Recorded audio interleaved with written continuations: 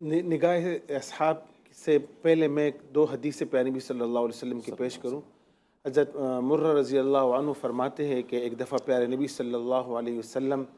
فتنوں کا ذکر کر رہے تھے کہ آنے والا وقت بڑے فتنوں کا ہے، جی اور آپ کچھ فتنے بیان کر رہے تھے تو وہاں سے ایک شخص گزر رہے تھے، سر پہ ان کی چادر تھی، تو پیارے نبی صلی اللہ علیہ وسلم نے فرمایا کہ یہ شخص اس وقت بھی اسی ہدایت کے راستے پہ ہوگا۔ تو حضرت مرہ رضی اللہ عنہ فرماتے کہ میں نے سر اٹھا کے دیکھا تو میں نے پوچھا تو کہ یا رسول اللہ یہی شخص، اور جب پیارے نبی صلی اللہ علیہ وسلم نے فرمایا کہ ہاں یہی شخص، اور جب دیکھا تو وہ شخص حضرت عثمان غنی رضی اللہ عنہ ہوتے، اللہ یعنی یہ تو ان کا مقام اور اسٹیٹس ہے۔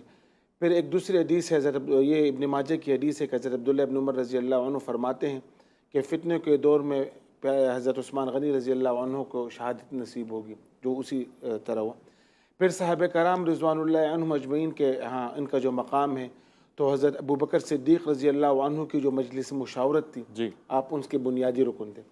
حضرت عمر فاروق رضی اللہ عنہ کی جو خلافت کے لیے تحریر لکھی جاتی تھی، وہ تحریر آپ نے لکھی، صحیح صحیح، جہاں کاتب وحی کا جو مقام تھا، جو مرتبہ تھا، جو بڑا اعتماد کا کام ہے، جن پہ سب کو اعتماد ہوتا ہے، اس مقام پر آپ حضرت عثمان غنی رضی اللہ عنہ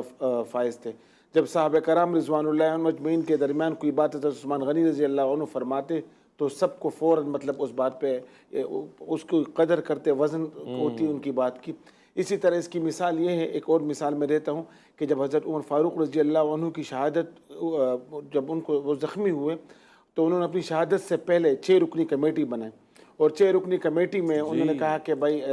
6 رکنی کمیٹی فیصلہ کرے کہ کس کو اگلا خلیفہ بنانا ہے۔ اس میں حضرت عثمان رضی اللہ عنہ تھے، علی رضی اللہ عنہ تھے، حضرت طلحہ تھے، حضرت زبیر رضی اللہ عنہ، حضرت عبد الرحمن بن عوف، سعد بن ابی وقاص رضی اللہ عنہ۔ تو جب ان صحابہ کرام کی رائے لی گئی، 3 دن جب ان سے مشاورت ہوئی تو آخر میں یہ فیصلہ ہوا کہ حضرت عثمان غنی رضی اللہ عنہ کو، یہ ان کے تقوی کو، مقام کو، مرتبے کو دیکھ کے حضرات صحابہ کرام رضوان اللہ اجمعین نے یہ فیصلہ کیا۔ پھر جب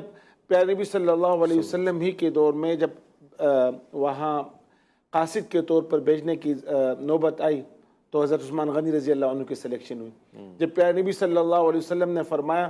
کہ جنت میں ہر ایک نبی کا کوئی دوست ہوگا، کوئی رفیق ہوگا، تو میرا رفیق حضرت عثمان غنی رضی اللہ عنہ۔